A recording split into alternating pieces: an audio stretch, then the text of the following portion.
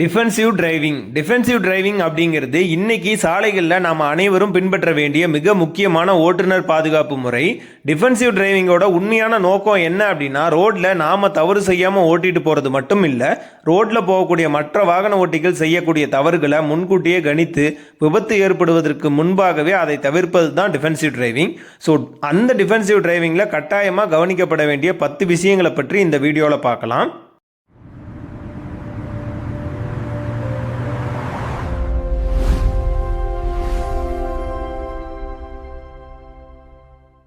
முதல் விஷயம் அப்படின்னா, ரோட்டில் மற்றவங்க செய்யக்கூடிய தவறுகளை முன்கூட்டியே கணிப்பது.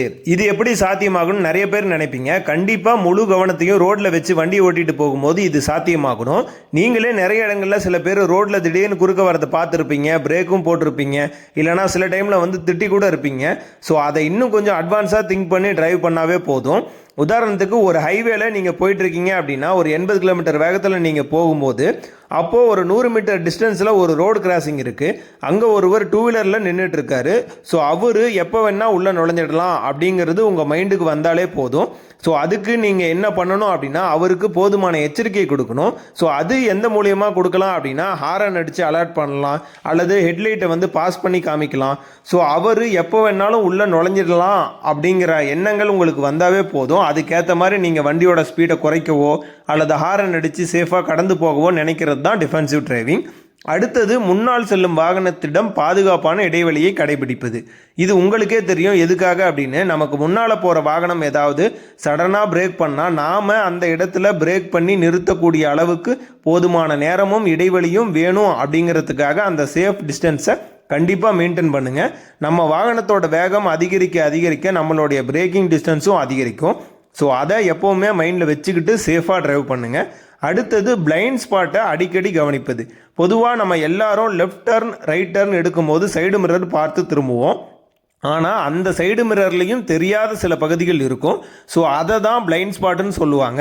பெரும்பாலான பெரிய வாகனங்களுக்கு இது ரொம்பவே அதிகமாக இருக்கும். ஸோ எப்போவுமே சைடு மிரர் மட்டும் பார்க்காம அந்த பிளைண்ட் ஸ்பாட்டையும் அதிக கவனம் செலுத்தி சேஃபாக ட்ரைவ் பண்ணுங்கள்.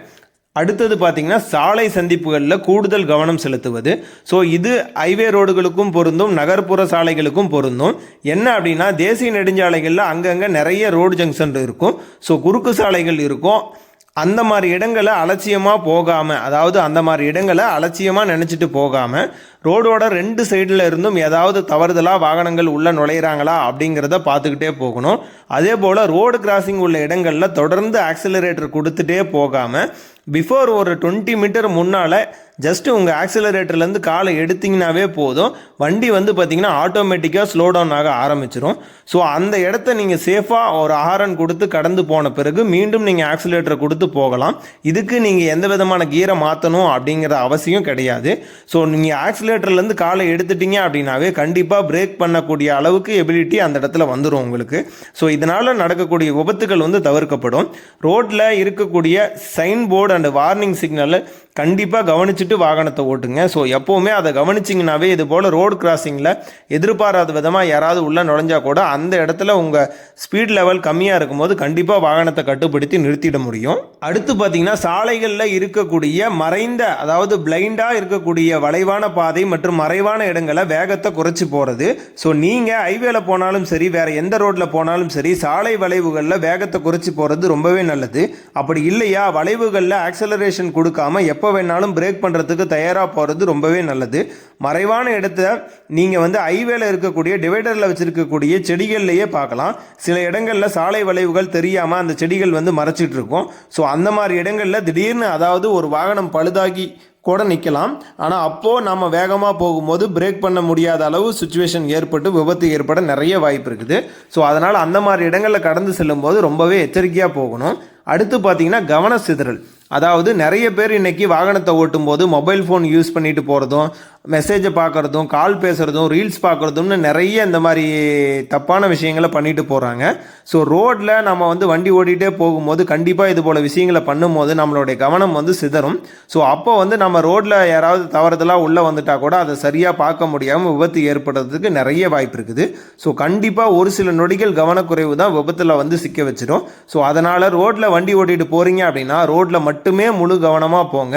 பக்கத்தில் குழந்தைகளை உட்கார வச்சுட்டு விளையாடிட்டே போகிறதும், ரோடை பார்க்காம காரில் இருக்கவங்க கூட பேசிகிட்டே போகிறதும், இந்த மாதிரி கவன சிதறல்கள் எல்லாம் இல்லாமல் கண்டிப்பாக பாதுகாப்பாக ஓட்டிகிட்டு போங்க.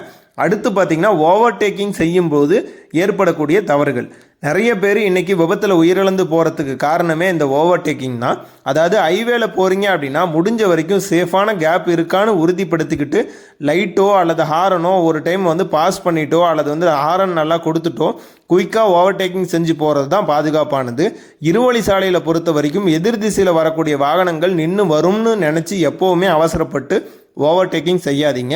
எதிர் திசையில் குறைந்தது ஒரு 150 மீட்டர் அளவில் எந்த வாகனமும் வராதப்போ ஹாரன் கொடுத்து ஓவர்டேக் செஞ்சுட்டு போங்க. அதுவும் இரவு நேரமாக இருந்தால் 3 மடங்கு கூடுதல் கவனமாக ஓவர்டேக்கிங் செஞ்சுட்டு போங்க. ஓவர்டேக்கிங் செய்கிறப்போ லோ பீம் லைட்டு யூஸ் பண்ணுங்கள் கண்டிப்பாக. அடுத்து பார்த்திங்கன்னா முன்னால் செல்லும் வாகனத்தை மட்டுமே நம்பி போகாதீங்க அப்படின்னு சொல்கிறது. அதாவது இந்த தப்பை நிறைய பேர் பண்ணுவீங்க. ரோட்டில் உங்களுக்கு முன்னாடி போகிற வாகனத்தை மட்டுமே நம்பி ஃபாலோ பண்ணாதீங்க. அந்த வாகனத்துக்கு முன்னால் என்ன நடக்குது, அதாவது அந்த வாகனத்துக்கு முன்னால் ஏதாவது வாகனங்கள் போகுதா, அதை திடீர்னு நிற்பாங்களா அல்லது திடீர் தடைகள் ஏதாவது ரோட்டில் இருக்கா அப்படிங்கிறதையும் தெரிஞ்சுக்கிட்டே போக முயற்சி பண்ணுங்கள். ஸோ அது எப்படி தெரிஞ்சுக்க முடியும் அப்படின்னா ரொம்ப சிம்பிள். சேஃப் டிஸ்டன்ஸை நீங்கள் மெயின்டைன் பண்ணிட்டு போனீங்கன்னாவே ஓரளவுக்கு அந்த வண்டிக்கு முன்னால் ஏதாவது வாகனங்கள் போகுதான்னு தெரிஞ்சுக்கலாம். மேலும் எந்த ஒரு இடத்துலையுமே நமக்கு முன்னாடி போகிற வாகனம் வேற ஒரு வண்டியை ஓவர்டேக்கிங் செய்கிறப்போ நீங்களும் தொடர்ந்து போகக்கூடாது. ஏன் அப்படின்னா முன்னால் போகிற வாகனம் ஏதாவது தடைகள் இருந்தால் அந்த வண்டியை திடீர்னு லெஃப்ட் சைடு இண்டிகேட்டர் போட்டு லேன் சேஞ்ச் பண்ணி போயிடுவாங்க. ஸோ நாம் அந்த வாகனத்துக்கு பின்னால் தொடர்ந்து போகும்போது விபத்தில் சிக்கிறதுக்கு நிறைய வாய்ப்பு இருக்குது. ஸோ அதை எப்போவுமே கவனமாக பார்த்து வாகனத்தை ஓட்டுங்க. அடுத்து பார்த்தீங்கன்னா 2 வீலரில் போகிறவங்களோட திடீர் நகர்வுகளை எதிர்பார்த்துக்கிட்டே போகிறது. அதாவது டிராஃபிக்கில் பைக்கில் போகிறவங்க சிலர்கிட்ட சிவிக் சென்ஸே எதிர்பார்க்க முடியாது. நாம் ஒரு இடத்துல நிற்கும் போது அவங்க நம்ம காரோட லெஃப்ட் சைட்லேயோ அல்லது ரைட் சைட்லேயோ நிற்பாங்க. பெரிய வாகனமாக இருந்தால் கண்டிப்பாக பிளைண்ட் ஸ்பாட்டில் நிற்கிறதுக்கு நிறைய வாய்ப்பு இருக்குது. ஸோ அவங்களையும் கவனிச்சுட்டு சேஃபாக வண்டியை மூவ் பண்ணணும். ஹைவேல போகிறவங்க திடீர்னு லெஃப்ட் அண்ட் ரைட் கட் பண்ணுவாங்க. ஸோ அவங்க மேலே எப்போவுமே ஒரு கண் இருக்கணும். அவங்க எப்போ வேணாலும் நம்ம பாதையில் உள்ளே நுழையலாம் அப்படிங்கிறத ஒரு எதிர்பார்ப்போடையும் எச்சரிக்கையோடையும் நீங்கள் வாகனத்தை ஓட்டிகிட்டு போனீங்கன்னா மட்டும்தான் சேஃபாக ஓட்டிகிட்டு போக முடியும். ஸோ அடுத்து 5 வினாடிகளில் நம்ம போகிற ரோட்டில் என்ன நடக்கும் அப்படிங்கிறத முன்கூட்டியே சிந்திக்கணும். அதாவது அது எப்படி சாத்தியம்னு டவுட் வரலாம். கண்டிப்பாக சாத்தியம்தான். நமக்கு முன்னால் ஒரு பைக் போகுதா, அவங்க எப்போ வேணாலும் இண்டிகேட்டர் போடாமல் திரும்பலாம். ரோட்டு ஓரம் ஒரு குழந்தை இருக்கா, அந்த குழந்தை திடீர்னு எப்போ வேணாலும் ஓடி வரலாம். ரோடு ஓரமாக ஒரு கார் பார்க் பண்ணியிருக்கா, அந்த கார்லேருந்து திடீர்னு யாராவது கதவுகளை திறக்கலாம். ஸோ இது எல்லாத்தையுமே நாம் அட்வான்ஸாக யோசிச்சுட்டே போகிறது தான் டிஃபென்சிவ் டிரைவிங். ரோட்டில் எப்போவுமே எதிர்பார்க்காதது தான் நடக்கும். அதனால் ரோடுக்கு வண்டியை எடுத்துகிட்டு வந்துட்டீங்க அப்படின்னா வேறு எதையும் எதிர்பார்க்காம கண்டிப்பாக வேறு எதை பற்றியும் யோசிக்காமல் 100% கான்சன்ட்ரேஷனோட பாதுகாப்பாக ட்ரைவ் பண்ணிட்டு போங்க. முடிஞ்ச வரைக்கும் யாராவது தவறுதலாக வந்துட்டால் கூட நீங்கள் பிரேக் பண்ணி சேஃபாக கடந்து போங்க. ரோட்டில் வீண் விவாதங்களும் சண்டைகளும் 5 பைசாவுக்கு கூட பிரயோஜனம் இல்லாதது. ஸோ இதனால் மன நிம்மதி போயிடும். ரோட்டில் இறங்கி சண்டை போட்டிங்க அப்படின்னா மன நிம்மதி கண்டிப்பாக இருக்காது. ஸோ எப்போவுமே ரோட்டில் அடுத்தவங்க செய்யக்கூடிய தவறுகளை முன்கூட்டியே அறிஞ்சு பாதுகாப்பாக டிரைவ். ஸோ இந்த வீடியோவில் உங்களுக்கு இந்த தகவல்கள் ஏதாவது பயனுள்ளதாக இருந்தால் கண்டிப்பாக கமெண்டில் அதை சொல்லிட்டு போங்க.